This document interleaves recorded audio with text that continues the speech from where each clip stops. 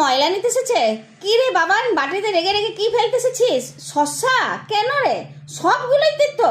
হ্যাঁ তো জানি, কিন্তু তুই রাখছিস কেন? শশাটা তো গাছেই হয়েছে রে বাবা, কেউ তো বানায়নি।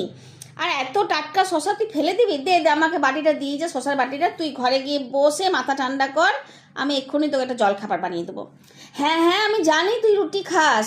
ঠিক আছে, রুটি না হলেও রুটির মতনই কিছু বানাবো। হ্যাঁ, স্বাস্থ্যকরই বানাবো, তুই যা। চলো, আমি এই তেতো শশাগুলো দিয়ে আজকে আমার চট জলদি রান্নাঘরে কি বানাই তোমাদেরকে দেখাই।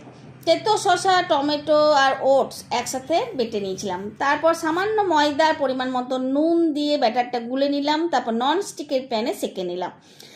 ননস্টিকের প্যানে বিনা তেলে সেঁকে নেওয়াতে মায়ের আবার মুখটা ভার হয়ে গেল। বলল, তেল না দিলে কি তরকারিতে বা খাবারের টেস্ট হয়?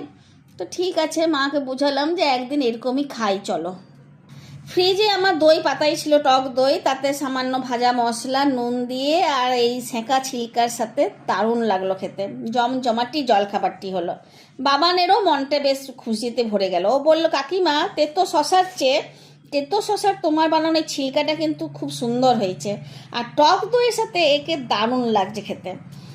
আমার তো শুনে মনটা গলে গেল। বললাম, দাঁড়া, একদিন তোকে উচ্ছে ছিলকা করে দেবো।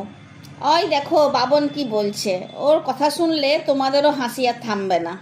বাবান বলছে যে স্কুলের পরীক্ষা দিচ্ছি, টিউশনিতেও পরীক্ষা দিচ্ছি, এবার তো রেহাই দাও, ঘরে রান্নার পরীক্ষা আর করো না, আমরা মানুষই, আমরা কোনো গিনিপিগ নই।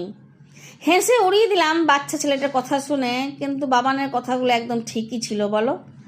চোখে জল না এলেও মনটা কিন্তু নড়ে গেল। তোমরা কি বলবে বলো তো আমার সাথে? ভালো লাগলে সাবস্ক্রাইব করবে। ধন্যবাদ।